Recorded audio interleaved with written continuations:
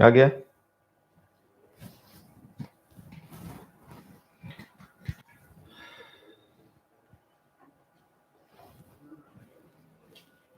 बेटा वॉइस आ रही, एक बार चेक कर लो।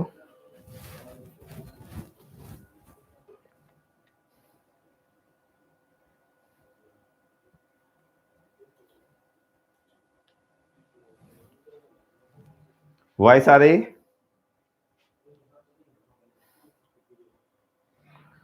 शाहिद आजमी, ओजस्वी अग्निहोत्री, एक बार बच्चे लिख दें। वॉइस है सबके पास? आर यू गेटिंग मी?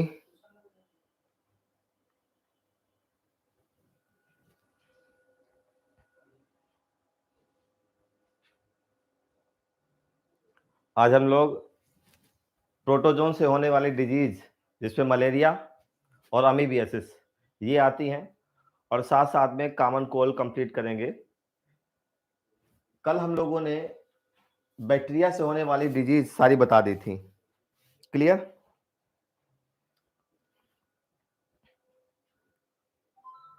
रजनीश यादव, आशीष कुमार स्वदेशी, आरती कटियार, गुड इवनिंग। राम सागर, रजनीश यादव,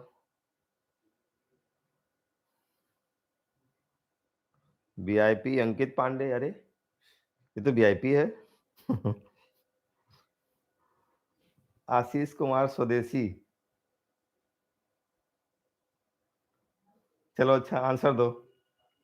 बेटा ये बताओ, बैक्टीरिया से होने वाले डिजीज में हम लोगों ने टाइफाइड का जिक्र किया था, निमोनिया का जिक्र किया था, साथ साथ में डिप्थीरिया, प्लेग और डिसेंट्री, ये 5 बीमारी एनसीईआरटी में दी है जो बैक्टीरिया से होती है। इसके साथ साथ में हम लोगों ने टीबी की बात करी थी, टेटनस की बात करी थी, और साथ साथ में हम लोगों ने सिफिलिस की बात करी थी, ये भी बैक्टीरिया से होती है।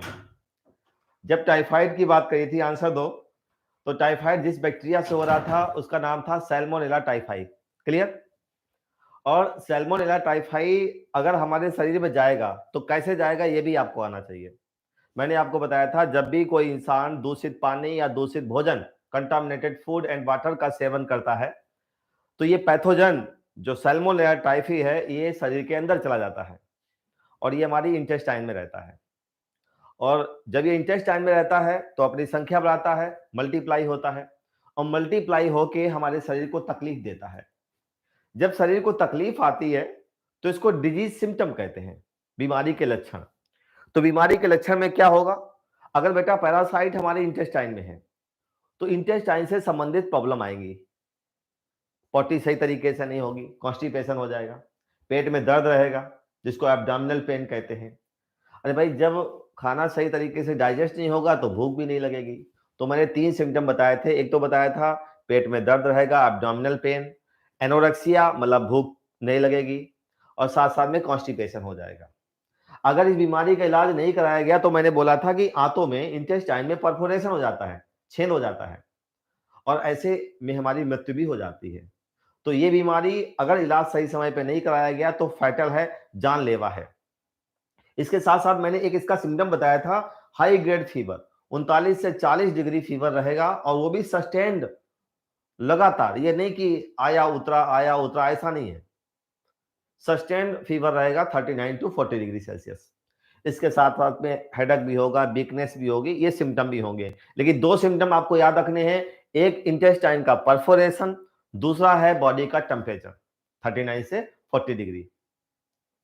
अच्छा ये भी बताया था, चलो एक तो आंसर आप खुद दो बेटा। टाइफाइड में, टाइफाइड के लिए टेस्ट कौन सा कराते हैं बताओ?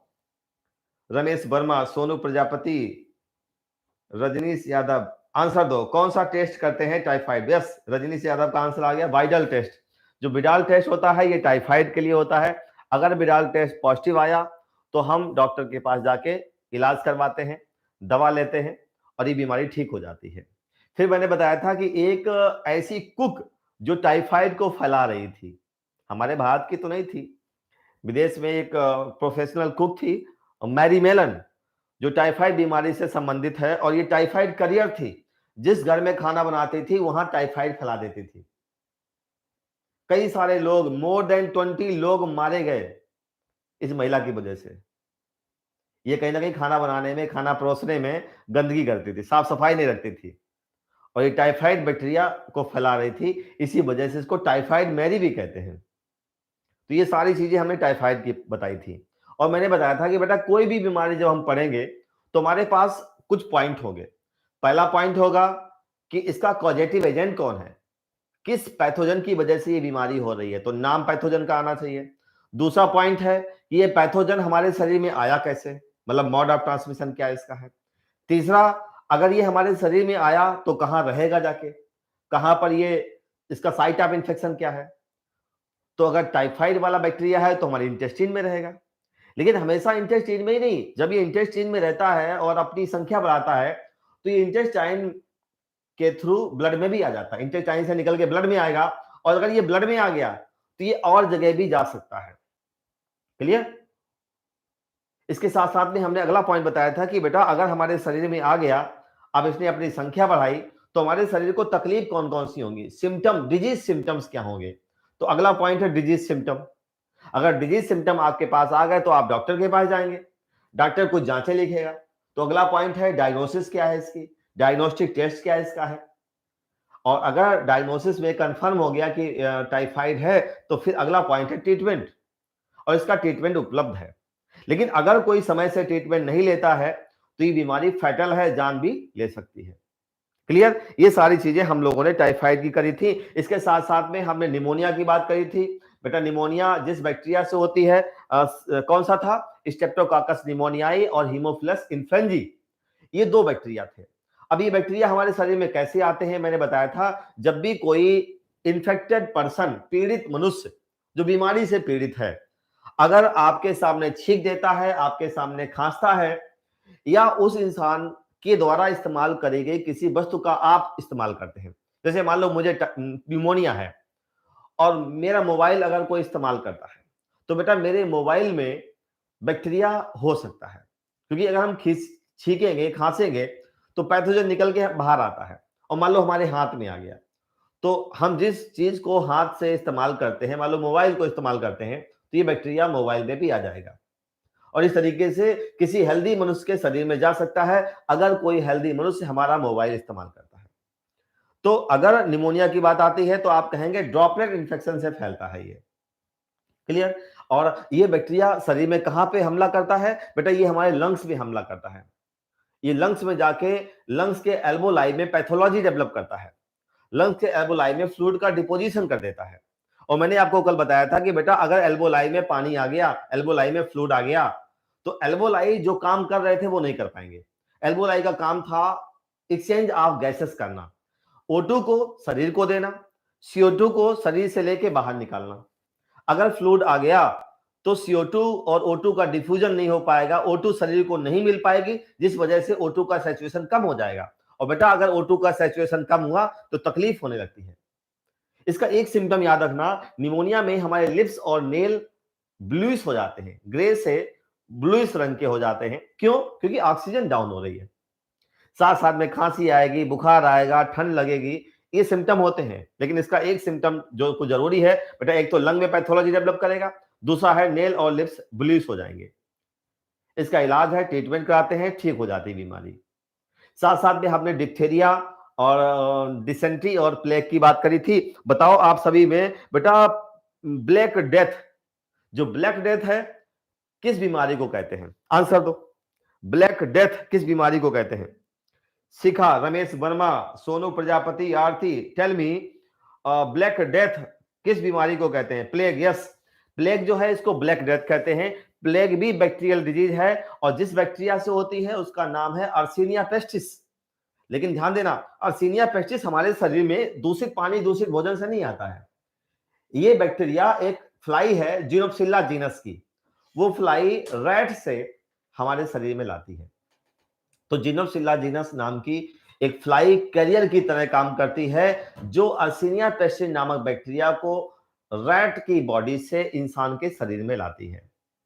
और मैंने बताया था बेटा, ब्लैक डेथ इसलिए कहते हैं, प्लेग से पीड़ित मनुष्य की त्वचा में काले रंग के स्पॉट पड़ जाते हैं, काले रंग के चकत्ते पड़ने लगते हैं और उसकी मृत्यु भी हो जाती है। बेटा यहां पर जो प्लेग होती है उसमें हमारे जो लिम्फ नोड होते हैं, लिम्फ नोड इन्फ्लेम कर जाते हैं, स्वेल हो जाते हैं, इसको ब्यूबो कहते हैं या लिम्फेडेनोपैथी बोलते हैं। लिम्फेडेनाइटिस हो जाती है, लिम्फ नोड बढ़ जाते हैं। तो इस तरीके से प्लेग की बात करी थी, इसको ब्लैक डेथ कहते हैं। यूरोप में एक समय ये बीमारी हुई थी, कई सारे लोग मारे गए थे। हमारी भारत में भी 90 के दशक में ये सूरत में हुई थी, अहमदाबाद में, और कई सारे लोग पीड़ित हुए थे।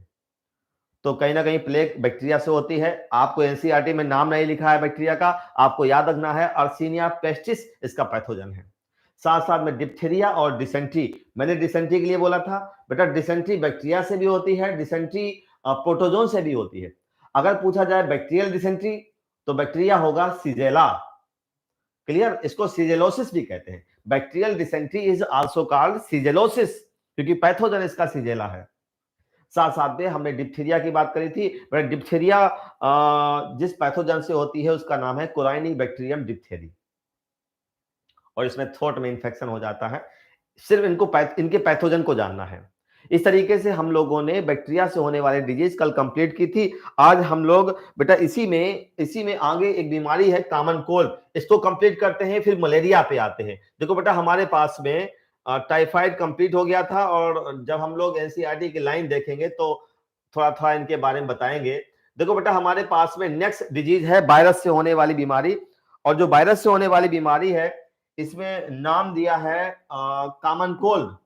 बेटा ये बीमारी है कॉमन कोल्ड, और ये वायरस से होती है कॉमन कोल्ड। जिस वायरस से होती है, एनसीईआरटी देखो, जिस वायरस से होती है उसका नाम है राइनो वायरस। क्या है? राइनो वायरस इसका नाम है। अब ये वायरस हमारे शरीर में आया कैसे, कैसे आता है वायरस?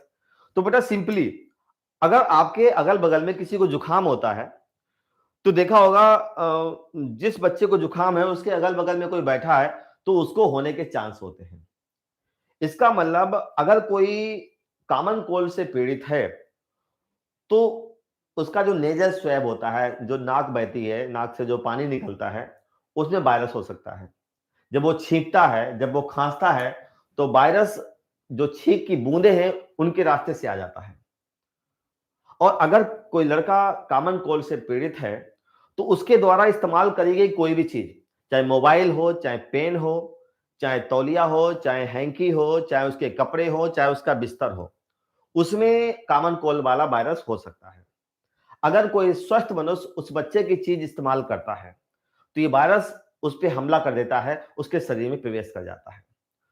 अगर कोई वायरस छींकने या खांसने से हेल्दी पर्सन के पास पहुंचता है तो इसको हम ड्रॉपलेट इन्फेक्शन कहते हैं। क्या कहते हैं? ड्रॉपलेट इन्फेक्शन कहते हैं। और बेटा मैंने इसके बारे में बताया भी था, मैंने एक फोटो में, मैंने एक पिक्चर के माध्यम से आपको बताया था। जरा देखो, हम लोगों ने कल एक देखा था फिगर। इस फिगर में देखो, आपके पास में इस फिगर में यह दिखाया गया है कि एक लड़का है जिसको कॉमन कोल्ड है। बेटा ये जिस बीमारी से पीड़ित है उस बीमारी का नाम है कॉमन कोल्ड। ध्यान दो, this boy is suffer from common cold. और ये एक ऐसी बीमारी है जो बहुत कॉमन है, मोस्ट इन्फेक्शियस डिजीज की कैटेगरी में आती है। अगर इस बच्चे को कॉमन कोल्ड ने छींक दिया तो जो उसकी छींक में जो ड्रॉपलेट हैं, इन्हीं ड्रॉपलेट में बेटा वायरस होता है। और वायरस इसका कौन सा है? इस बीमारी का वायरस है बेटा rhino virus. Rhino virus, rhino virus तो एक ग्रुप ऑफ वायरस है। ये वायरस का एक ग्रुप है जिसमें कॉमन कोल्ड वाला वायरस भी होता है। अब मान लो इस लड़की को ये वायरस लग गया, इसके नाक से अंदर चला गया, तो बेटा इसको भी कॉमन कोल्ड हो जाएगा। तो वायरस, जो कॉमन कोल्ड वाला वायरस है जिसको राइनो वायरस कहते हैं, ये शरीर में कैसे आया, किस रास्ते से आया? तो आप बताएंगे ड्रॉपलेट इन्फेक्शन से आया। कैसे आया? ड्रॉपलेट इन्फेक्शन से। अगर इस तरीके से ये वायरस शरीर में हमला करता है तो ऐसे इन्फेक्शन को कहते हैं droplet infection. Droplet infection.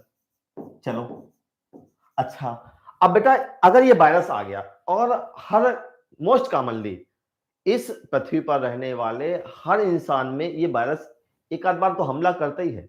Common cold से तो सभी पीड़ित होते हैं एक बार जीवन में कभी ना कभी। तो बेटा अगर कॉमन कोल्ड अगर हो गया, ये वायरस अंदर चला गया, तो ये कौन कौन से सिम्टम पैदा करेगा, क्या तकलीफ पैदा करेगा? तो बेटा सबसे पहले तो जो कॉमन कोल्ड जिस वायरस से होता है उसका नाम बताओ। बेटा उस वायरस का नाम है राइनो वायरस। ये एक ग्रुप ऑफ वायरस है। राइनो वायरस एक ग्रुप ऑफ वायरस है।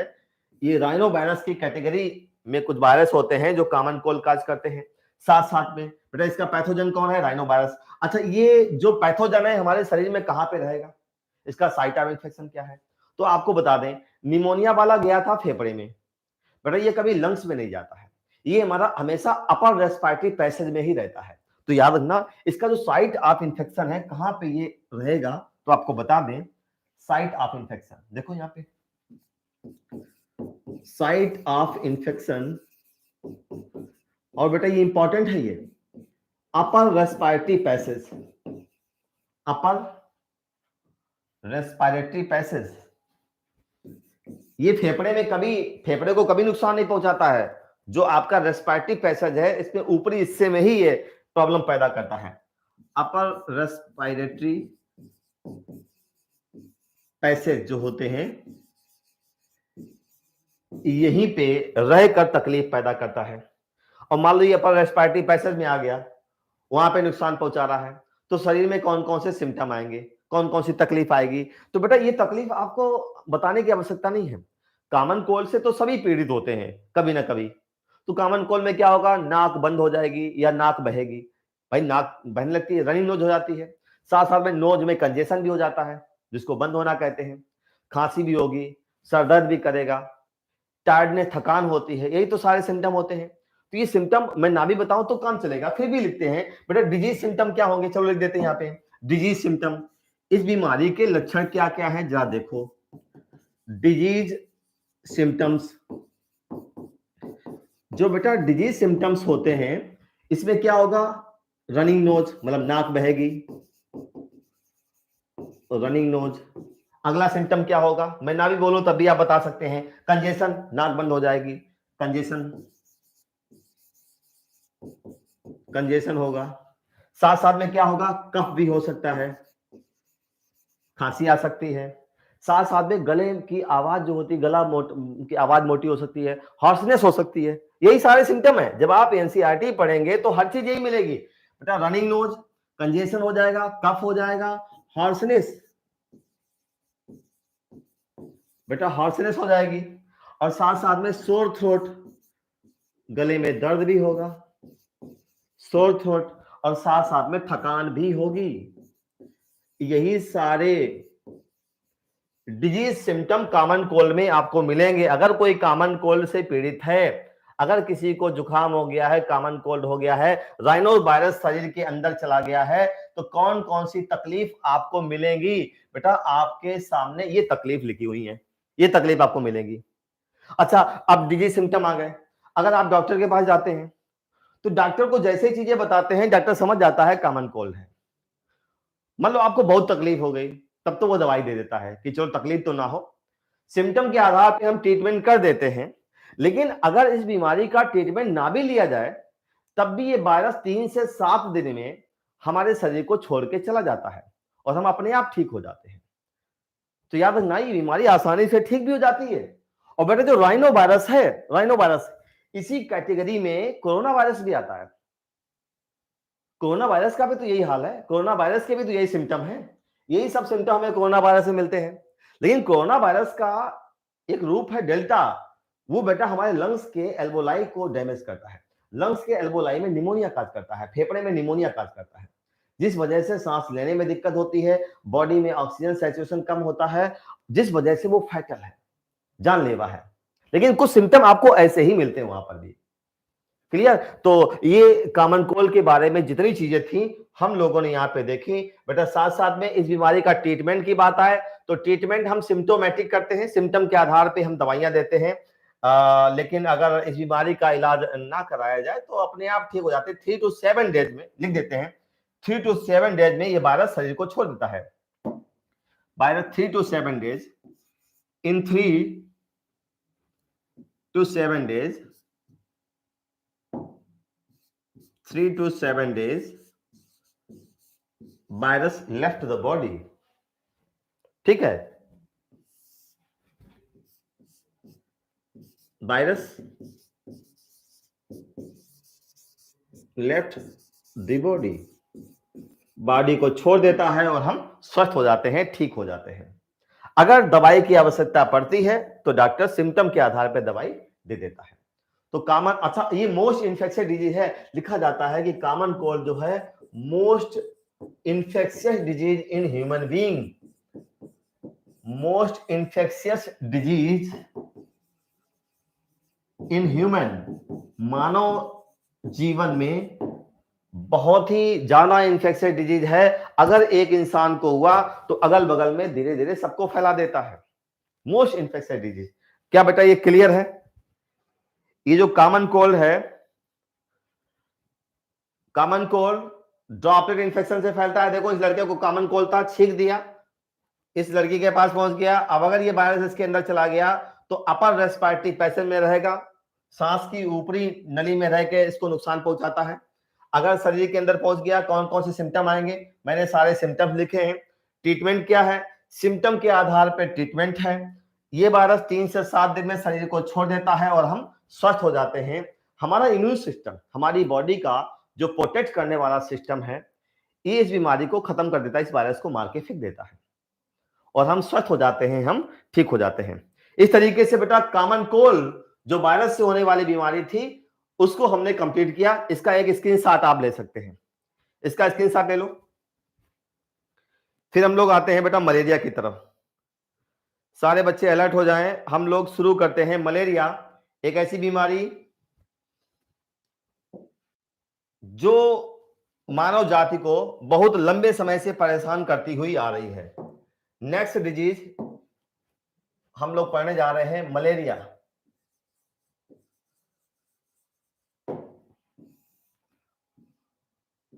बेटा मलेरिया पढ़े उससे पहले आपको यह बता दें, हम लोगों ने पढ़ लिया है बैक्टीरिया से होने वाली डिजीज, दूसरा पढ़ा वायरस से होने वाली डिजीज, तीसरा पढ़ रहे हैं प्रोटोजोन से होने वाली डिजीज. तो मैं आपको यह बता दूं पहले कि बेटा हमारे सिलेबस में जो प्रोटोजोन से होने वाली डिजीज है, प्रोटोजोन से, अब मलेरिया अभी इसको हटाते हैं, मलेरिया हटाते नहीं है, यहीं पे कर देते हैं, इस तरीके से बता देते हैं इसको. मलेरिया से पहले एक चीज बताएं आपको कि हम लोग हमारे सिलेबस में प्रोटोजोन से होने वाली डिजीज है.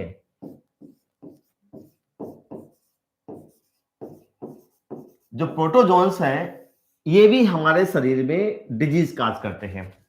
और जो डिजीज प्रोटोजोन से होती है इसमें बेटा एक है मलेरिया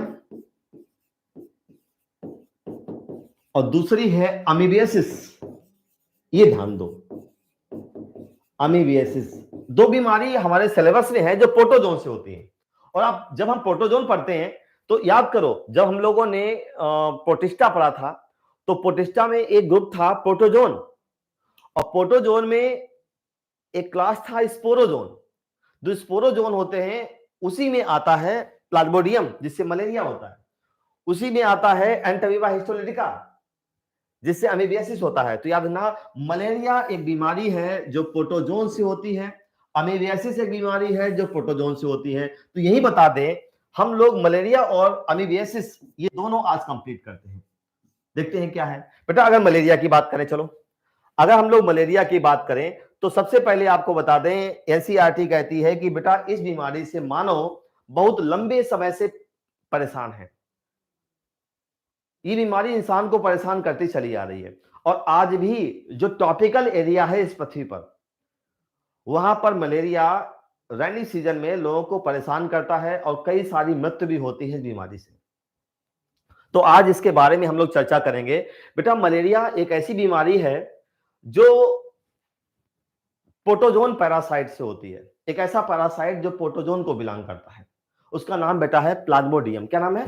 प्लाज्मोडियम.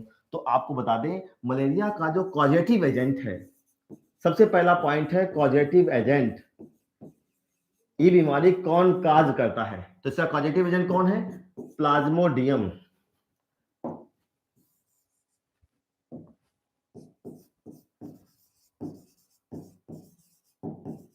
प्लाज्मोडियम, और ये प्लाज्मोडियम क्या है? एक प्रोटोजोन है, बहुत छोटा सा टाइनी प्रोटोजोन है। प्लाज्मोडियम क्या है बता देते हैं बेटा। प्लाज्मोडियम टाइनी प्रोटोजोन, एक छोटा सा प्रोटोजोन है। एनसीईआरटी में लिखा है तो मैंने लिख दिया ये टाइनी प्रोटोजोन। क्लियर? अच्छा, अब जब ये प्लाज्मोडियम बनाया गया इस पृथ्वी पर भेजने के लिए, जब भगवान ने प्लाज्मोडियम बनाया तो प्लाज्मोडियम बोल पड़ा कि मालिक हमें करना क्या है?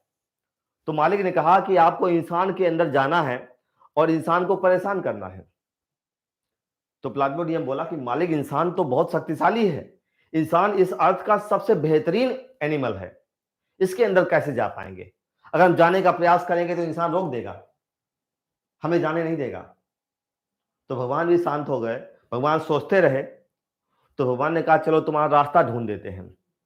ये जो प्लाज्मोडियम है ये मॉस्क्यूटो के द्वारा इंसान के अंदर आता है। तो याद रखना, जब प्लाज्मोडियम अपना जीवन कंप्लीट करने पृथ्वी पे आया, जब प्लाज्मोडियम अपना जीवन कंप्लीट करने पृथ्वी पर आया तो इसके पास दो होस्ट थे। ये कुछ पल इंसान के शरीर के अंदर रहता है और कुछ पल मच्छर के अंदर रहता है, मॉस्क्यूटो के अंदर रहता है। तो याद रखना, प्लाज्मोडियम के दो होस्ट हैं। प्लाज्मोडियम अपनी लाइफ साइकिल, अपना जीवन चक्र दो जगह व्यतीत करता है। इसकी लाइफ साइकिल में इसके दो होस्ट होते हैं बेटा। एक होता है प्राइमरी होस्ट, ध्यान से सुनना, और दूसरा होता है सेकेंडरी होस्ट। इसके दो होस्ट हैं, ये पूरा जीवन दो होस्ट में कंप्लीट करता है। सेकेंडरी होस्ट, सुनते चलिए। अब प्लाज्मोडियम जब अपना जीवन व्यतीत करता है तो उसके जीवन में दो अवस्थाएं आती हैं। जब ये रिप्रोडक्शन करता है तो दो तरीके का रिप्रोडक्शन करता है, एक करता है सेक्सुअल रिप्रोडक्शन, दूसरा करता है एसेक्सुअल रिप्रोडक्शन। तो आपको बता दें, प्लाज्मोडियम का जो सेक्सुअल रिप्रोडक्शन है वो जिस होस्ट में व्यतीत होगा, जिस होस्ट में प्लाज्मोडियम अपना सेक्सुअल रिप्रोडक्शन करेगा वो प्राइमरी होस्ट होगा, और जिस होस्ट में एसेक्सुअल रिप्रोडक्शन करेगा वो उसका सेकेंडरी होस्ट होगा।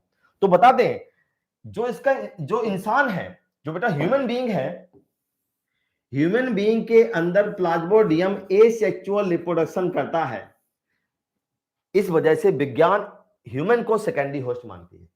वैसे ह्यूमन जनरली प्राइमरी होस्ट ही होता है, लेकिन प्लाज्मोडियम के केस में ह्यूमन सेकेंडरी होस्ट है।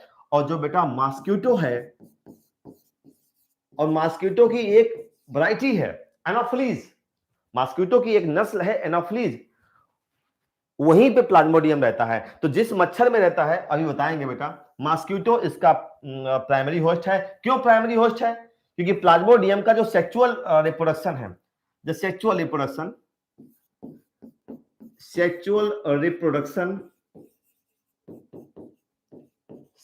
Reproduction of Plasmodium, sexual reproduction Plasmodium,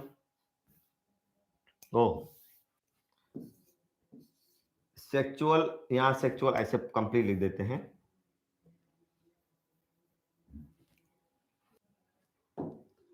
sexual reproduction Plasmodium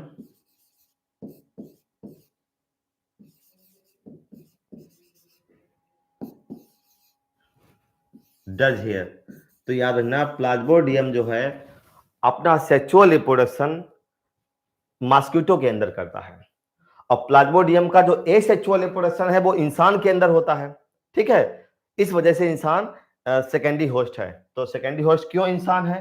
क्योंकि यहां पर होता है एसेक्सुअल रिप्रोडक्शन।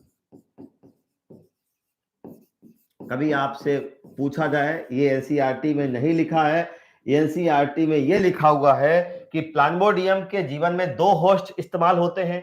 पहला होस्ट है प्राइमरी, दूसरा होस्ट है सेकेंडरी। ये नहीं लिखा है कि प्राइमरी कौन होता है और सेकेंडरी कौन होता है। आप यहां जान लो, इंसान सेकेंडरी होस्ट है, मच्छर प्राइमरी होस्ट है। और कौन सा मच्छर? एनोफिलीज। कौन सा? एनोफिलीज। चलो लिख देते हैं। जिस मच्छर के अंदर ये अपना जीवन व्यतीत करता है उसका बेटा नाम है एनोफिलीज। एनाफ्लीज। और एनाफ्लीज में जो मादा होती है, जो फीमेल होती है, वो फीमेल के अंदर ही जीवन व्यतीत करता है, फीमेल एनाफ्लीज। क्लियर? तो बेटा मलेरिया पैरासाइट जिसका नाम प्लाज्मोडियम है, जो एक टाइनी प्रोटोजोन है, ये जब पृथ्वी पर आया तो दो जगह रहता है। बेटा इसका प्राइमरी होस्ट कौन है? प्राइमरी बेटा इसका होस्ट है मॉस्किटो। इसका सेकेंडरी होस्ट कौन है? इंसान। प्राइमरी होस्ट मॉस्किटो क्यों है? मैंने बताया यहां पर ये सेक्सुअल रिप्रोडक्शन करता है और प्लाज्मोडियम का एसेक्सुअल रिप्रोडक्शन इंसान के अंदर होता है, इस वजह से इंसान इसका सेकेंडरी होस्ट है। चलो अच्छा, अब देखते हैं कि प्लाज्मोडियम जब हमारे शरीर में आता है तो किस तरीके से हमला करता है, कहां कहां पे जाता है, जरा इसको देखते हैं। तो इसको देखें, इसके लिए हम लोग एक फिगर का इस्तेमाल करते हैं। देखो यहां पे, अच्छा ये बता दें, जो प्लाज्मोडियम है, प्लाज्मोडियम की कई सारी स्पीसीज मलेरिया काज करती हैं। तो जो प्लाज्मोडियम की स्पीसीज एनसीईआरटी में दी हैं, आपको बताएं बेटा, प्लाज्मोडियम मलेरिया काज करता है। इसमें प्लाज्मोडियम की एक स्पीसीज बेटा है प्लाज्मोडियम वाइवेक्स, एक है प्लाज्मोडियम वाइवेक्स, एक है प्लाज्मोडियम ओवेल। ध्यान देना, प्लाज्मोडियम सभी में कॉमन, प्लाज्मोडियम जीनस है और वाइवेक्स स्पीसीज है। प्लाज्मोडियम जीनस है, ओवेल स्पीसीज है। Plasmodium vivax, plasmodium ovale, plasmodium फैल्सी, प्लाज्मोडियम फैल्सीपेरम, ठीक है, और प्लाज्मोडियम मलेरिया। ये चार स्पीसीज प्लाज्मोडियम की हैं। अगर मच्छरनी जो फीमेल एनाफ्लीज है, अगर फीमेल एनाफ्लीज के माध्यम से इंसान के शरीर में अगर ये आ जाए, कौन कौन सी? वाइवेक्स, ओवेल, फैल्सीफेरम और मलेरिया, अगर ये चार स्पीसीज इंसान के अंदर आ जाए तो इंसान के अंदर एक बीमारी काज करती है जिसका नाम है मलेरिया। क्लियर? अच्छा बता दें आपको, एनसीईआरटी कहती है कि जो प्लाज्मोडियम फैल्सीपेरम है, जो प्लाज्मोडियम फैल्सीपेरम है, इससे बहुत खतरनाक मलेरिया होता है। अगर मच्छरनी प्लाज्मोडियम फैल्सीफेरम को इंसान के अंदर डाल दे तो इससे एक खतरनाक मलेरिया हो जाता है, डेंजरस मलेरिया हो जाता है, लीथल जानलेवा मलेरिया होता है। नाम बेटा है मैलिग्नेंट मलेरिया, मैलिग्नेंट मलेरिया। और आपको बताएंगे इंसान के शरीर में जब कैंसर होता है तो बेटा एक कैंसर होता है बेनाइन और एक होता है मैलिग्नेंट। जब हम ट्यूमर पढ़ते हैं, गांठ पढ़ते हैं, तो एक पढ़ते हैं बेनाइन और एक पढ़ते हैं मैलिग्नेंट, और वहां बताते हैं बेनाइन ट्यूमर कम नुकसानदायक होता है, लेस हार्मफुल होता है, लेकिन मैलिग्नेंट ट्यूमर ज्यादा हार्मफुल होता है। तो इन सब में ये जो चार नस्लें हैं, चार वैरायटी है प्लाज्मोडियम की, इसमें सबसे खतरनाक मलेरिया कौन काज करेगी? आंसर आता है प्लाज्मोडियम फैल्सीपेरम। क्लियर? चलो अब देखते हैं कि प्लाज्मोडियम की जो लाइफ साइकिल है वो किस तरीके से इंसान और मच्छर के अंदर चलती है। चलो देखते हैं बेटा प्लाज्मोडियम की लाइफ साइकिल। क्लियर? हम लोग बातें करेंगे बाद में, पहले पढ़ते हैं फिर आपसे क्वेश्चन लेंगे। चलो देखते हैं बेटा, हमने क्या किया, इंसान और मच्छर के अंदर प्लाज्मोडियम की लाइफ साइकिल को बताने जा रहे हैं। चलो देखते हैं हम लोगों ने क्या किया, मच्छरनी इधर बना रहे हैं। बेटा यहाँ पे हमने क्या किया, एक मच्छरनी को डिजाइन किया है इस तरीके से, इसके ये डंक है, ये काटेगी, और यहाँ पे इसकी हमने ऐसे बॉडी बनाई हुई है ऐसे, ठीक है, यहाँ पे ऐसे इसकी टांगे ऐसे, और यहाँ पे इसके ऐसे पंख बना दिए ऐसे, ठीक, ऐसे बना दिए। ये मच्छरनी है। और यहाँ पे आपको बताएं बेटा, मच्छरनी के पास में यहाँ पे सलाइवरी ग्लैंड यहाँ पर है, और सलाइवरी ग्लैंड में प्लाज्मोडियम के इन्फेक्टिव स्टेज भरे हुए हैं। प्लाज्मोडियम की जो इन्फेक्टिव स्टेज होती बता रहे हैं बेटा, ये जो आपकी मच्छरनी है, ये मच्छरनी का सलाइवरी ग्लैंड है, ये इसकी सलाइवरी ग्लैंड है। ये मेल मच्छर नहीं है, ये फीमेल है, ये फीमेल एनाफिलीज है। क्लियर? इस सलाइवरी ग्लैंड में प्लाज्मोडियम की इन्फेक्टिव स्टेज, ये इस तरीके से प्लाज्मोडियम के बच्चे भरे हुए हैं सलाइवरी ग्लैंड में। अब अगर ये प्लाज्मोडियम से इन्फेक्टेड मच्छर है, अगर प्लाज्मोडियम से इन्फेक्टेड मच्छर इंसान को काटने आता है, मान लो इंसान को काटने आया, मैं इंसान का यहाँ पे हाथ बना रहा हूं, मान लो ये इंसान का हाथ है ये, चलो इंसान का हाथ बनाते हैं। कलर कौन सा ले ले? चलो रेड कलर मैंने ले लिया। ये इंसान का यहाँ पे इस तरीके से हाथ है। यहाँ पे बेटा रेड कलर विजिबल है कि नहीं? रेड, हाँ विजिबल है, ठीक है। हमने क्या किया, इंसान का इस तरीके से यहाँ पे हाथ बनाया ऐसे, इस तरीके से ये इंसान के हाथ पे इसने काट दिया मान लो। जब ये मच्छरनी इंसान को काटेगी, इंसान के हाथ पे काटेगी, इंसान की बॉडी पे काटेगी, तो क्या करती है, ये अपनी जो सलाइवी ग्लैंड है इनमें भरे जो प्रोटोजोन है, जो प्लाज्मोडियम है, उनको शरीर के अंदर डाल देती है। जब ये मच्छरनी काटेगी तो बेटा ये जो प्लाज्मोडियम होते हैं ये शरीर में आ जाते हैं, प्लाज्मोडियम आ जाते हैं शरीर में। देखो ये आ गए ऐसे। तो क्वेश्चन ये पूछा जाता है कि प्लाज्मोडियम की कौन सी अवस्था इंसान को इन्फेक्ट करती है जब मच्छर काटता है? तो बेटा जो स्टेज इंसान को इन्फेक्ट करती है वो सिकल सेप होती है, सिकल सेप होती है, और उस प्लाज्मोडियम स्टेज का नाम है स्पोरोजोइट। ध्यान देना बेटा, ये होते हैं स्पोरोजोइट, स्पोरोजोइट्स होते हैं। और जैसे ही स्पोरोजोइट इंसान के अंदर आ गए, अब ये बेटा स्पोरोजोइट काज करेंगे मलेरिया, ये मलेरिया काज करेंगे। ये जो स्पोरोजोइट हैं ये क्या है, ये एक तरीके के प्लाज्मोडियम है। प्लाज्मोडियम पूरा जीवन जब ये व्यतीत करता है तो अलग अलग नाम से पुकारा जाता है। तो जब मच्छरनी हमारा ब्लड चूसने आती है तो हमको क्या दे के जाएगी? आंसर आएगा स्पोरोजोइट। तो स्पोरोजोइट क्या बला है? आप बताएंगे ये प्लाज्मोडियम ही है, लेकिन प्लाज्मोडियम की एक स्टेज है ये। और जैसे ही स्पोरोजोइट आए, अब इंसान का इम्यून सिस्टम इसको मारने लगता है, इसको मारने का प्रयास करता है। तो स्पोरोजोइट क्या करता है, तुरंत भाग जाता है और लिवर में जाके बैठ जाता है। कहते हैं आधे घंटे के अंदर स्पोरोजोइट भागकर ब्लड के रास्ते से, खून के पाइप के रास्ते से ये सीधे आता है लिवर में। तो ध्यान देना, आधे घंटे के अंदर अंदर ये इंसानी लिवर के अंदर आ जाता है। हम यहाँ पर इंसान का लिवर बना रहे हैं बेटा, ये इंसान का लिवर है। मुझे थोड़ा डायग्राम इसलिए बड़ा बनाना पड़ रहा है जिससे कि चीजें एक साथ यहाँ पे हम बता सकें। बेटा ये लिवर है, ये इंसान के लिवर के अंदर आ जाता है with in half an hour, आधे घंटे में ही आ जाता है। क्यों आ जाता है? अगर ये आधे घंटे के अंदर नहीं आया, काफी देर यहीं पड़ा रहा, तो हमारे जो WBC है इसको मार के फेंक देंगे, खत्म कर देंगे इसको, और ये मलेरिया नहीं काज कर पाएगा। तो लिवर में आ गया, और जैसे ही बेटा स्पोरोजोइट लिवर में आते हैं, ये स्पोरोजोइट का नाम चेंज हो जाता है।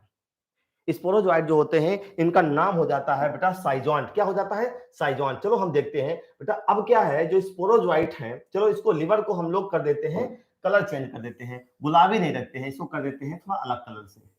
गुलाबी कलर हमने इस्तेमाल किया है प्लाज्मोडियम के लिए, ठीक है। हमने इसको कर दिया रेडिश ब्राउन कर दिया थोड़ा सा, ये ठीक। अब ये स्पोरोजोइट जब यहां पे आ गए, ये स्पोरोजोइट आ गए। अब बेटा स्पोरोजोइट क्या क्या होता है, ये रूप ले लेता है, एक गोल गोल सी रचना बना लेता है इसे स्पोरोजोइट। ये जो गोल गोल सी रचना है बेटा, इसका नाम एनसीईआरटी में नहीं लिखा है, बस एक नाम हम लिख देते हैं, भले ही आप याद नहीं करना। बेटा ये जो गोल गोल रचना है इसका नाम है बेटा साइजोंट, इसको कहते हैं साइजोंट। और ये लिवर में पड़ी है, ये इंसानी लिवर में है बेटा। ये मच्छर है, मच्छर से इंसान के अंदर गया, इंसान के शरीर के अंदर ब्लड से होते हुए आ गया लिवर में। अब ये लिवर में क्या करेगा, लिवर में गोल गोल सा रूप धारण कर लेता है जिसका नाम है साइजांट। और इस साइजांट स्टेज में कैंची चलती, चाकू चलता है, और चाकू चलने से ये जो साइजांट है ये कई सारे छोटे छोटे टुकड़े में टूट जाता है। तो याद रखो। अब अच्छा याद ध्यान देना, यहाँ पे ये जो लिवर है बेटा, लिवर बना हुआ है जिस सेल से उसका नाम है हिपैटोसाइट। तो याद रखो, लिवर जिस सेल से मिलके बना है उस सेल का नाम है हिपैटोसाइट। तो बेटा ये क्या है, ये हिपैटोसाइट है। चलो देखते हैं ये क्या है, ये हिपैटोसाइट है। ये क्या है, लिवर जिस सेल से मिलके बना है उसका नाम है हिपैटोसाइट। तो यहां हमने कई सारी हिपैटोसाइट बना रखी हैं, ये बेटा है हिपैटोसाइट। देखते चलो, क्लियर। अब ध्यान दो, अब ये साइजांट लिवर सेल के अंदर पड़ा हुआ है, हिपैटोसाइट के अंदर पड़ा हुआ है। अब यहां माइटोसिस होगी, कैंची चढ़ेगी। तो बेटा इस साइजांट में क्या होता है, ये साइजांट बहुत समय तक ऐसा नहीं रहता है, इस साइजांट में होता है मल्टीपल फिजन, मल्टीपल फिजन होता है। और मल्टीपल फिजन होने से होता क्या है, ये कई सारे छोटे छोटे टुकड़े में टूट जाता है। और ये सारे टुकड़े कहां पड़े हैं, ये सारे टुकड़े बेटा पड़े हैं आपके हिपैटोसाइट में। कहां पड़े हैं? हिपेटोसाइट में पड़े हैं। तो इस तरीके से जब ये बेटा इसके ऊपर कैसी चलती है तो होता क्या है, हश्र ये होता है कि ये जो साइजांट है कई सारे छोटे छोटे टुकड़े में टूट जाता है। क्वेश्चन ये पूछा जाता है कि साइजांट स्टेज पे जब कैसी चलती है तो डिवीजन कैसा होता है, माइटोसिस होता है या एमाइटोसिस, सॉरी माइटोसिस होता है या मियोसिस होता है? तो आपको बता दें यहां मल्टीपल फिजन है और मल्टीपल फिजन एक प्रकार का माइटोसिस है। क्या है? माइटोसिस। अच्छा बताओ, माइटोसिस सेक्सुअल रिप्रोडक्शन में होता है या एसेक्सुअल? बताओ, माइटोसिस सेक्सुअल रिप्रोडक्शन में होता है या एसेक्सुअल रिप्रोडक्शन में? बेटा माइटोसिस एक प्रकार का एसेक्सुअल रिप्रोडक्शन है। और मैंने बताया इंसान के अंदर प्लाज्मोडियम एसेक्सुअल मेथड से रिप्रोड्यूस करता है, इसी वजह से इंसान सेकेंडरी होस्ट था। इस तरीके से कई सारे छोटे छोटे सेल बन गए। ये बेटा जब सेल बन जाते हैं तो ये जो लिवर की सेल है हेपेटोसाइट ये पूरी भर जाती है और जैसे ही प्रेशर पड़ता है लिवर सेल फट जाती है। तो याद रखना जैसे ही ये सेल फटती है, ये सेल फटती है तो कई सारे छोटे छोटे प्लाज्मोडियम के बच्चे निकल के बाहर आ जाते हैं। जब ये बाहर निकल के आते हैं तो इनका नाम बदल जाता है, इनका नाम हो जाता है मीरोजॉइट। ध्यान देना, जब लिवर सेल फटती है तो इनका नाम चेंज हो जाता है, नाम हो जाता है बेटा मीरोजॉइट, मीरोजॉइट्स हो जाता है। अब ये मीरोजॉइट बाहर आ गए, अब ये मीरोजॉइट क्या करेंगे? बेटा मीरोजॉइट अब क्या करेंगे, देखो बगल में इनके एक नई लिवर सेल है, जो नई लिवर सेल होती है अब ये उसके अंदर चले जाएंगे। तो आपको बता दें ये जो मीरोजॉइट लिवर की सेल के फटने से बाहर आए हैं, एक रास्ता ये है, ये न्यू लिवर सेल पे हमला कर देंगे और उसको इन्फेक्ट करेंगे। इन्फेक्ट करने के बाद फिर ये यहीं पे यहां पर भी डिवाइड करते हैं, यहां पर भी माइटोसिस के द्वारा डिवाइड करके संख्या बढ़ाते हैं और संख्या बढ़ा के फिर लिवर सेल फटती है, फिर ये मीरोजॉइट पैदा होते हैं। इस तरीके से ये लिवर के अंदर साइकिल चलती रहती है। अभी मीरोजॉइट जब बाहर आए फटने से तो इनके पास दो रास्ते हैं, एक तो न्यू लिवर सेल और बेटा दूसरा रास्ता ये है कि ये ब्लड के अंदर जाके आरबीसी के अंदर पहुंच जाते हैं। तो याद रखना बेटा एक तो इनका रास्ता है, पहला रास्ता है न्यू लिवर सेल के अंदर चले गए और दूसरा रास्ता है ये ब्लड के आरबीसी में आते हैं, ये ब्लड के आरबीसी में आ जाते हैं। और आरबीसी में यहां बना रहा हूं, ये मान लो बेटा ये आरबीसी है और जैसे ही आरबीसी के अंदर आते हैं, आरबीसी के अंदर आ गए, मैं आरबीसी का कलर चेंज कर देता हूं, ये बेटा इंसानी आरबीसी है, ये मान लो ये आरबीसी है। और जब ये मीरोजॉइट आरबीसी के अंदर आते हैं तो वहां पर भी यही करते हैं, वहां पर भी क्या करते हैं, वहां पर भी ये गोल गोल सी रचना बनाते हैं जिसको साइजांट कहते हैं। तो ये क्या करेंगे, जब ये मीरोजॉइट आ गए तो ये चेंज हो गए साइजांट में, साइजांट में चेंज होंगे। और साइजांट में क्या होता है, कैसी चलती है, मल्टीपल फिजन होता है और मल्टीपल फिजन होने से साइजांट के कई सारे टुकड़े हो जाते हैं। क्लियर? तो बेटा यहां पर जो आरबीसी है इंसान की, जो काम लिवर के अंदर प्लाज्मोडियम ने किया था वही काम आरबीसी के अंदर ये करता है। मैं सिर्फ दो नाम आपके सामने लिखा हूं, साइजांट जो एनसीईआरटी में नहीं लिखे, ये बेटा साइजांट है, वहां पर भी साइजांट बना था, इस साइजांट में मल्टीपल फिजन हुआ था। अब बेटा साइजांट में क्या होता है, मल्टीपल फिजन, जो एक प्रकार का एसेक्सुअल रिप्रोडक्शन है, इसके अंदर मल्टीपल फिजन होता है और मल्टीपल फिजन होने से क्या होता है, इसके ढेर सारे छोटे छोटे टुकड़े हो जाते हैं और जब ढेर सारे टुकड़े हो जाते हैं तो आरबीसी पे दबाव पड़ता है, आरबीसी फूल जाती है और जब दबाव पड़ता है तो आरबीसी जाती है फट। ध्यान देना, जब यहां मल्टीपल फिजन होगा तो साइजांट टुकड़े में टूटेगा, टुकड़े में टूटेगा तो आरबीसी पे दबाव पड़ेगा और आरबीसी हो जाती है रप्चर, आरबीसी फट जाती है। जब आरबीसी फटती है तो ये निकल पड़ते हैं बाहर और इनको कहते हैं मीरोजॉइट। लिवर सेल फटी थी तब भी मीरोजॉइट निकले थे। आरबीसी के अध्ययन, जो डिवीजन, जो माइटोसिस लिवर सेल में चल रही है वही माइटोसिस आरबीसी के अंदर चल रही है। तो इंसान के अंदर प्लाज्मोडियम एसेक्सुअल मेथड से ही संख्या बढ़ाता है, चाहे आरबीसी हो चाहे लिवर हो।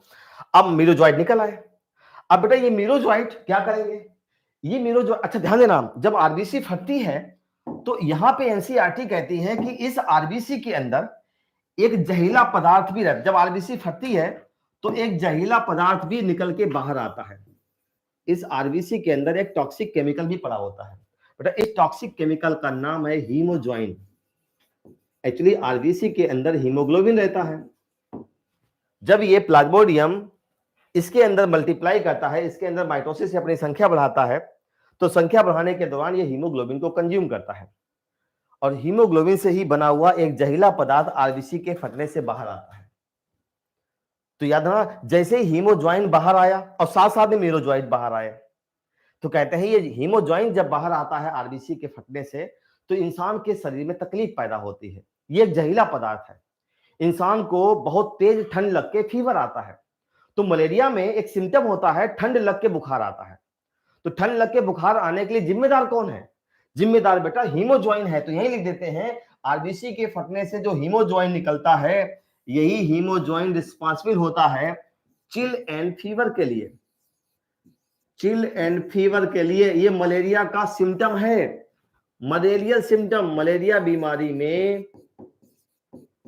एक सिम्टम मरीज में मिलता है, ठंड लग के तेजी से बुखार आता है। इसके लिए कौन जिम्मेदार है बेटा? जब आरबीसी फटेगी, ध्यान देना, देखो अभी तक इंसान को तकलीफ नहीं हुई। अगर मच्छरनी ने इंसान को काटा, कोई तकलीफ नहीं हुई। लिवर के अंदर प्लाज्मोडियम आया, कोई तकलीफ नहीं हुई। लिवर सेल फटी, आरबीसी के अंदर गया, कोई तकलीफ नहीं हुई। अब बेटा आरबीसी जब रप्चर हुई तो मीरोजॉइट निकल के बाहर आए और साथ साथ में हीमोजॉइट निकला, तब इंसान को ठंड लग के तेजी से बुखार आता है। ये मलेरियल फीवर है। और फीवर जब आता है तो हर तीसरे या चौथे दिन फीवर आता है। ऐसा नहीं कि फीवर लगातार आ रहा है, ऐसा होता है, लेकिन जनरली कहा जाता है कि मलेरिया में या हर तीसरे दिन फीवर आएगा या हर चौथे दिन फीवर आता है। तो जब भी आरबीसी फटेगी तभी फीवर आता है। अभी जो मीरोजॉइट बेटा निकल के बाहर आए, ये जो मीरोजॉइट निकल के बाहर आए, अब ये क्या करेंगे? अब ये अगल बगल में जो नई आरबीसी है, फ्रेश आरबीसी है, उसके अंदर पहुंच जाते हैं। अब ये जो मीरोजॉइट है, ये न्यू आरबीसी के अंदर पहुंच जाते हैं। बेटा न्यू आरबीसी है, ये आरबीसी है। अगर ये मीरोजॉइट इस आरबीसी के अंदर पहुंच गए, इस आरबीसी के अंदर पहुंच गए, तो क्या करेंगे? फिर ये माइटोसिस से डिवाइड करते हैं, संख्या बढ़ाते हैं, आरबीसी फाड़ते हैं, ये करते रहते हैं। लेकिन ध्यान देना, ये लगातार आरबीसी अगर रप्चर करते रहेंगे तो इंसान एक समय ऐसा आएगा मारा जाएगा। तो अब क्या करते हैं, मैं डायरेक्ट बताता हूं। ये जब मीरोजॉइट आरबीसी के अंदर पहुंच गया, आरबीसी के अंदर पहुंच गया, तो बेटा एक ये नई अवस्था में चेंज हो जाता है। ये एक नई अवस्था में चेंज हो जाता है जिसका नाम बेटा है गैमेटोसाइट। एक बेटा है मेल गैमेटोसाइट, एक है मेल गैमेटोसाइट और एक है फीमेल गैमेटोसाइट। ध्यान देना, इसी ये जो मीरोजॉइट है, अगर ये न्यू आरबीसी में हमला करते हैं तो एक नया रूप धारण करते हैं जिसका नाम है गैमेटोसाइट। ये बेटा मेल का निशान है, तो ये है male gametocyte. Male gametocyte, male gametocyte, और ये फीमेल गैमेटोसाइट है। देखो अब जब मीरोजॉइट ने आरबीसी के अंदर हमला किया तो आरबीसी के अंदर जाकर मेल और फीमेल गैमेटोसाइट में चेंज हो गए। लेकिन ऐसा नहीं, ये आरबीसी में आके गैमेटोसाइट बनाते हैं और साथ साथ में आरबीसी के अंदर जाके फिर डिवाइड करते हैं। ये साइकिल चलती रहती है ये। तो हम यहाँ मेल और फीमेल गैमेटोसाइट डायरेक्ट बताते हैं क्योंकि हमारे सिलेबस में जो चीजें हैं हम उन्हीं पे फोकस करेंगे। देखो लिवर सेल फटी, मीरोजॉइट निकले, नई आरबीसी पे हमला किया और साथ साथ में नए लिवर सेल पे हमला किया। अगर आरबीसी में हमला करते हैं तो फिर वहां पे जाके मल्टीपल फिजन के द्वारा डिवाइड करते हैं, डिवाइड करके संख्या बढ़ाते हैं, आरबीसी फटती है, मीरोजॉइट निकलते हैं, साथ साथ में हीमोजॉइट निकलता है जो चिल और फीवर के लिए जिम्मेदार है। अब जो नई आरबीसी पे हमला किया, यहां पर ये गैमेटोसाइट बनाएंगे, मेल और फीमेल गैमेटोसाइट। एनसीईआरटी कहती है कि जो मेल और फीमेल गैमेटोसाइट हैं ये सेक्सुअल स्टेज है, सेक्सुअल स्टेज है। लेकिन ध्यान देना, अभी तक चाहे लिवर हो चाहे आरबीसी हो, प्लाज्मोडियम अपनी संख्या बढ़ाता है एसेक्सुअल मेथड से। अभी सेक्सुअल रिप्रोडक्शन नहीं हुआ है, अभी सिर्फ एसेक्सुअल रिप्रोडक्शन हुआ है। तो इंसान के अंदर जब तक प्लाज्मोडियम रहेगा अपना रिप्रोडक्शन एसेक्सुअल मेथड से ही करता है। क्लियर? अभी गैमेटोसाइट आ गए, आरबीसी के अंदर पड़े हुए हैं गैमेटोसाइट। अब बेटा इंसान के शरीर में यही सब कुछ चलता रहता है। ध्यान दो एक पल बेटा, मच्छर ने इंसान को काटा, किस मच्छर ने काटा? फीमेल एनाफिलीज ने। फीमेल एनाफिलीज की लार में कौन था? स्पोरोजोइट। बेटा फीमेल एनाफिलीज की जो सलाइवा है, जो इसकी लार है, इस लार में बैठा है स्पोरोजोइट, इसकी लार में बैठा है स्पोरोजोइट। अगर इसने काटा तो इंसान के अंदर स्पोरोजोइट आ गया, आधे घंटे के अंदर लिवर में पहुंच जाएगा स्पोरोजोइट। स्पोरोजोइट चेंज होगा साइजोंट में, जिसमें कैंची चलेगी, मल्टीपल फिजन होगा, ढेर सारे बच्चे पैदा होंगे प्लाज्मोडियम के, नाम है मीरोजोइट। जब लिवर की सेल फटेगी तो मीरोजोइट बाहर आएंगे। ये मीरोजोइट या तो नई लिवर सेल में जाएंगे या जाएंगे आरबीसी में। अगर ये आरबीसी में गए तो बिल्कुल लिवर की तरह ही डिवाइड होते हैं। अब आरबीसी फटेगी, प्रेशर पड़ेगा तो हीमोजॉइन निकल पड़ेगा, जिसकी वजह से मलेरिया का सिम्टम चिल और हाई फीवर आता है। और जो मीरोजॉइन निकल के आरबीसी के फटने से बाहर निकले, ये नई आरबीसी में जाएंगे, नई आरबीसी में जाएंगे तो गैमेटोसाइट बनाएंगे, या हो सकता है इसी तरीके से आरबीसी के अंदर ये माइटोसिस के दौरान डिवाइड करने लगे। ये चलता रहता है। अब ये आरबीसी के अंदर गैमेटोसाइट पड़े हैं।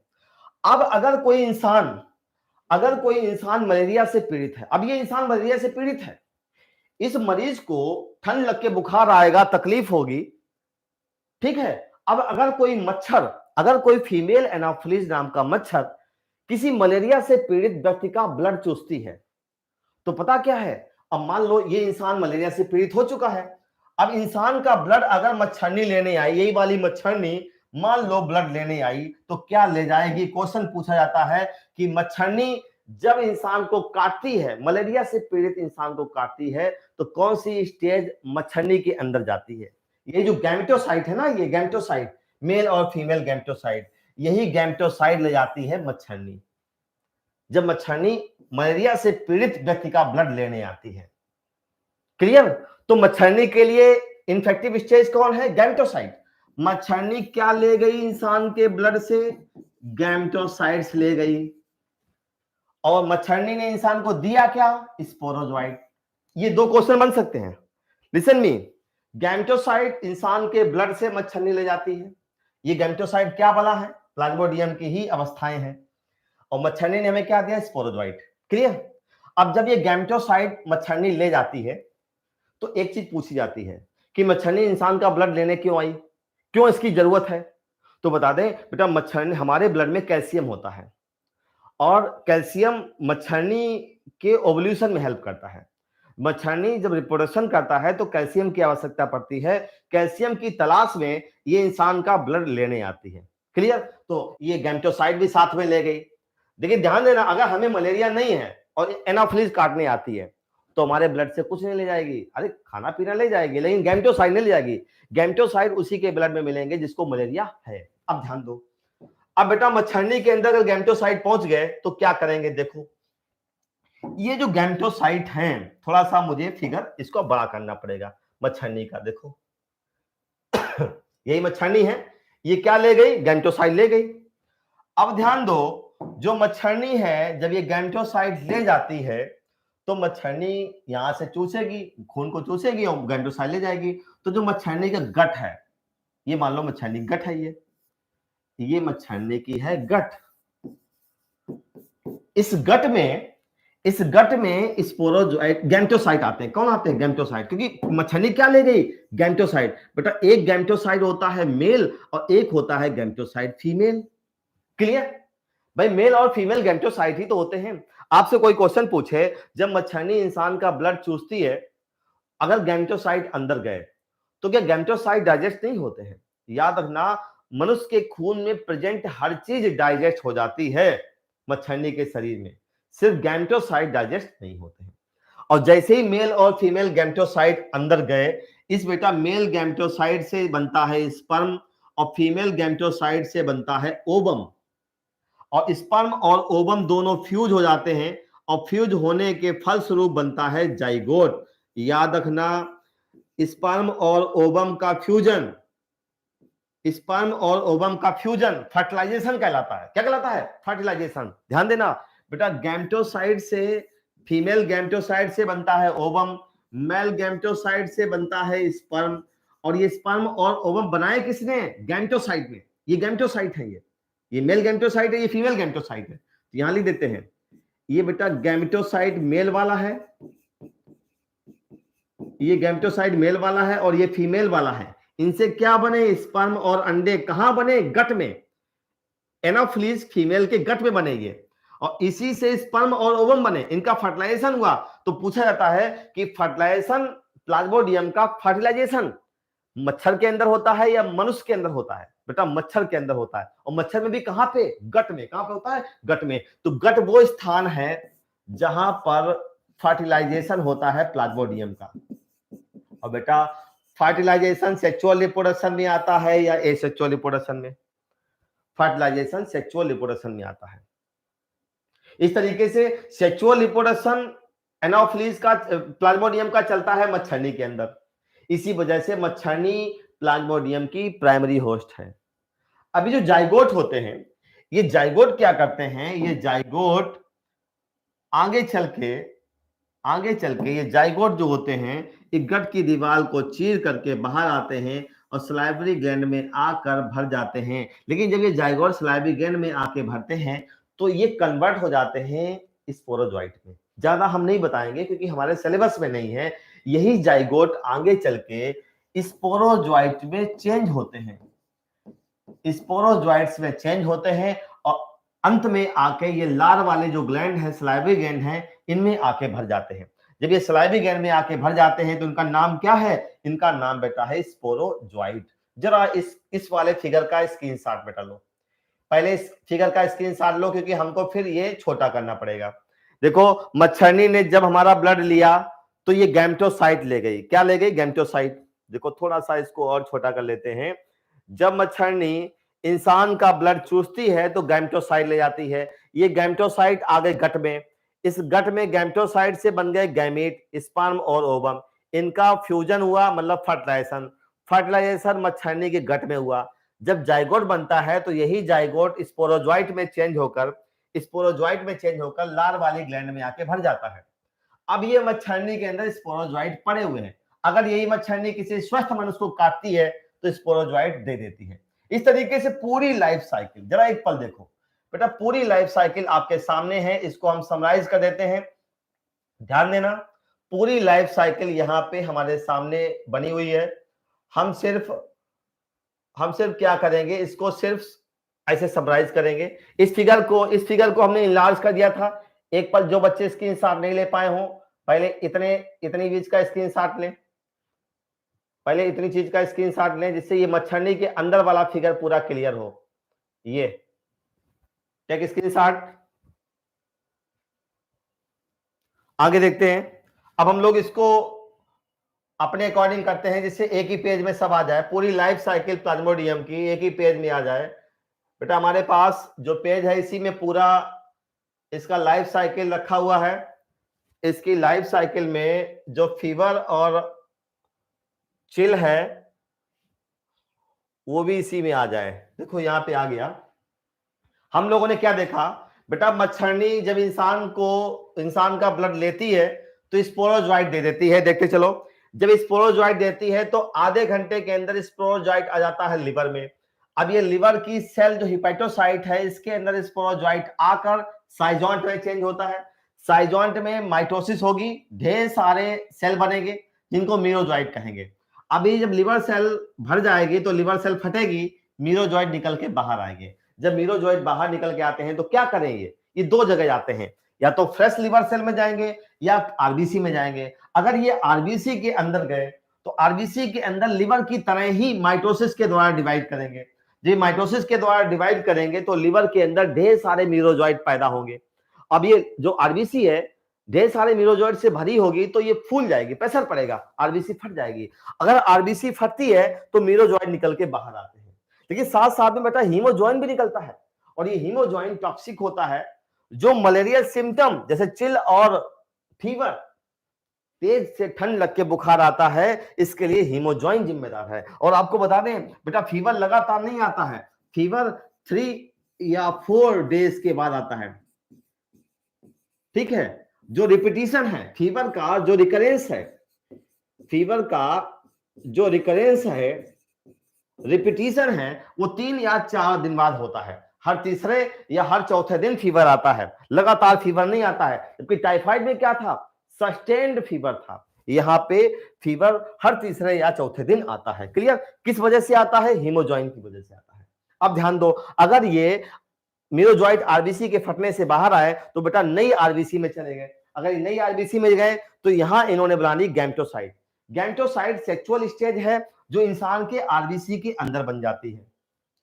अब अगर इस इंसान का ब्लड कोई मच्छरनी लेने आती है एनाफ्रीज नाम की, तो क्या ले जाएगी? गैमेटोसाइट ले जाएगी। ये गैमेटोसाइट जब मच्छरनी ले जाती है तो गैमेटोसाइट मच्छरनी के गट में पहुंच जाते हैं। हर चीज हमारे ब्लड की डाइजेस्ट हो जाती है, गैमेटोसाइट मच्छरनी के अंदर डाइजेस्ट नहीं होता है। जब गैमेटोसाइट अंदर पहुंच गया तो ये गट में जाकर गैमीट बनाता है, मेल और फीमेल गैमीट। लेकिन यहां मियोसिस नहीं होगी। गैमीट मियोसिस से नहीं बनते हैं, गैमीट बनते हैं गैमेटोसाइट से डायरेक्ट। और जब गैमेट बन जाते हैं तो गैमेट का फ्यूजन भी होता है। मेल और फीमेल गैमेट कहां फ्यूज करते हैं? मॉस्किटो की गट में ही फ्यूज करते हैं, जिसको फर्टिलाइजेशन कहते हैं। तो कहा जाता है कि सेक्सुअल रिप्रोडक्शन मच्छरनी के अंदर चलता है और एसेक्सुअल रिप्रोडक्शन इंसान के अंदर चलता है। इस वजह से इंसान सेकेंडरी होस्ट है, मच्छरनी प्राइमरी होस्ट है। पूरा मलेरिया साइकिल, प्लाज्मोडियम की पूरी लाइफ साइकिल दो होस्ट में चलती है, मच्छरनी में और इंसान में। बट याद रखो, यहां प्लाज्मोडियम अपना जीवन मच्छरनी के अंदर व्यतीत करता है और साथ साथ जो मच्छरनी है ये प्लाज्मोडियम को इंसान के अंदर पहुंचाती भी है। तो यहां मच्छरनी दो रोल कर रही है, एक तो प्लाज्मोडियम का घर है और दूसरा प्लाज्मोडियम का वेक्टर भी है। तो याद रखना, मच्छरनी के यहां पे दो काम है।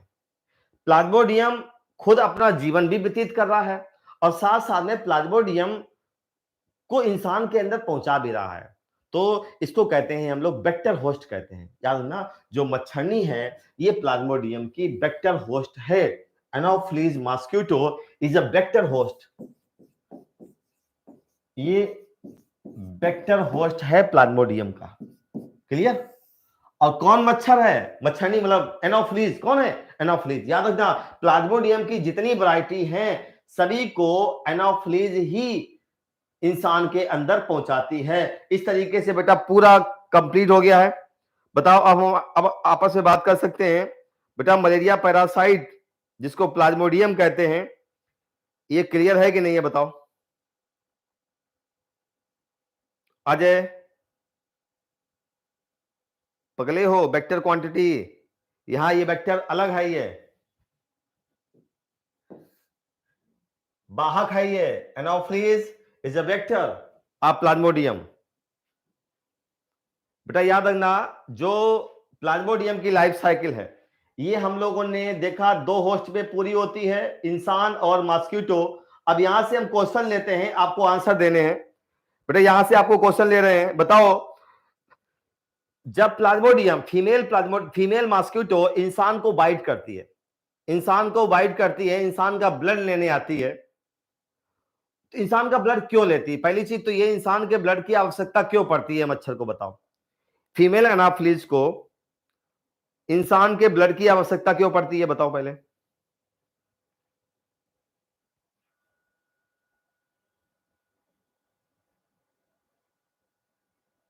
For calcium. याम धानियाल, वेरी करेक्ट। बेटा याद रखना, मच्छरनी अगर हमारा ब्लड लेने आती है तो कैल्शियम की जरूरत है, क्योंकि कैल्शियम इसके रिप्रोडक्शन में हेल्प करता है। जब मच्छरनी हमारा ब्लड लेने आती है तो स्पोरोजोइट को इंसान के अंदर छोड़ देती है। जैसे ही स्पोरोजोइट को इंसान के अंदर छोड़ती है, आधे घंटे के अंदर ये स्पोरोजोइट पहुंच जाते हैं लिवर में। क्लियर? अच्छा बताओ, लिवर के अंदर ये स्पोरोजोइट अपनी संख्या बढ़ाते हैं, डिवीजन मियोसिस होगा या माइटोसिस? सारे बच्चे आंसर दें।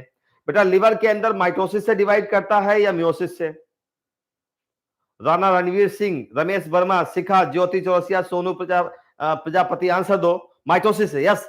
लिवर के अंदर ये माइटोसिस से डिवाइड करता है। जब ये माइटोसिस से डिवाइड करता है तो लिवर की सेल भर जाती है और फटेगी तो मीरोजॉइट निकलेंगे। ये जो मीरोजॉइट निकले ये दो जगह जा सकते हैं, एक तो फ्रेश लिवर सेल में जा सकते हैं और वहां पर फिर ये माइटोसिस से डिवाइड करेंगे, या ये जाएंगे आरबीसी में। बेटा अगर ये आरबीसी में गए तो आरबीसी में भी लिवर की तरह ही डिवाइड करते हैं, आरबीसी में भी माइटोसिस की तरह डिवाइड करते हैं। जब बेटा आरबीसी में माइटोसिस की तरह डिवाइड करके संख्या बढ़ाते हैं तो एक समय ऐसा आता है आरबीसी भी फट जाती है, और फटती है तो मीरोजॉइट निकल पड़ते हैं। अब आपसे क्वेश्चन पूछ रहे हैं, जब बेटा मीरोजॉइट निकलते हैं तो साथ साथ में एक टॉक्सिक केमिकल भी निकलता है, नाम बताओ क्या है इसका। आरबीसी के फटने से, फटाफट आंसर दो, कमेंट करो। आरबीसी के फटने से मीरोजॉइट के साथ साथ एक टॉक्सिक केमिकल निकलता है। सोनू प्रजापति बोल रहे हैं हीमोज्वाइन, हीमोजॉइड नहीं फैज, हीमोज्वाइन। क्लियर बेटा, हीमोज्वाइन निकलता है और ये हीमोज्वाइन की वजह से मलेरियल सिम्टम जैसे चिल, ठंड लग के बुखार आना, इसके लिए हीमोज्वाइन जिम्मेदार है। और बेटा ध्यान देना, मलेरिया में फीवर सस्टेन्ड नहीं है, हर तीसरे या हर चौथे दिन फीवर आता है। जो फीवर पैराक्सिम है, जो फीवर का रिपीटिशन है या रिकरेंस है, हर तीसरे या चौथे दिन में होता है। क्लियर, इस तरीके से हीमोजॉइन निकला, मीरोजॉइट आए। अब ये मीरोजॉइट नई आरबीसी की तलाश करेंगे, नई आरबीसी में जाएंगे तो वहां पर भी माइटोसिस से डिवाइड करेंगे। लेकिन अगर ये नई आरबीसी में गए तो ये गैमेटोसाइट भी बना लेते हैं, मेल और फीमेल गैमेटोसाइट। और एनसीईआरटी कहती है ये सेक्सुअल स्टेज है प्लाज्मोडियम की। अब ये गैमेटोसाइट जब मच्छरनी हमारा ब्लड लेने आएगी तो यही गैमेटोसाइट ले जाती है और गैमेटोसाइट को ले जाकर गट में इनसे गैमीट बनवाती है। और गैमीट का फ्यूजन भी गट में होता है, फ्यूजन से जाइगोट बनता है, वो भी गट में बनता है। और ये जाइगोट से फिर आगे चल के स्पोरोजॉइट बनते हैं और लार वाली ग्लैंड में आके भर जाते हैं। और अगर लार में भरे स्पोरोजॉइट वाली मच्छरनी हमें काटती है तो स्पोरोजॉइट को छोड़ देती है हमारे ब्लड में। क्लियर, स्पोरोजॉइट इंसान के लिए इन्फेक्टिव है, गैमेटोसाइट मच्छरनी के लिए इन्फेक्टिव है। ये प्लाज्मोडियम दो जगह अपना जीवन व्यतीत करता है। इस वाले पूरे साइकिल में आपको क्लियर हो गया है कि इंसान के अंदर एसेक्सुअल रिप्रोडक्शन चलता है और मच्छरनी के अंदर सेक्सुअल रिप्रोडक्शन चलता है। इतना बेटा क्लियर है कि नहीं? ये पूरा क्लियर है? अब ध्यान देना, एक क्वेश्चन और आपसे पूछ रहे हैं, लास्ट क्वेश्चन है, उसका आंसर दो। हाँ ज्योति चौरसिया, क्लियर, वेरी गुड, समझ में आ गया। यही उम्मीद लेकर हम आते हैं, आपको पढ़ाते हैं।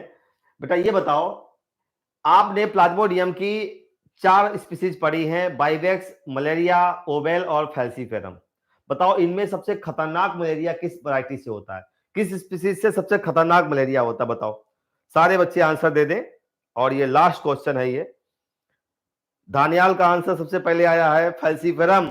और मलेरिया कौन सा होता है ये भी लिख दो, कौन सा मलेरिया इससे होता है? फैल्सीफेरम, इससे लीथल मलेरिया होता है, जानलेवा मलेरिया होता है, मोस्ट डेंजरस स्पीसीज है। कौन सा मलेरिया? ज्योति चौरसिया का सबसे पहले आंसर आया है मैलिग्नेंट।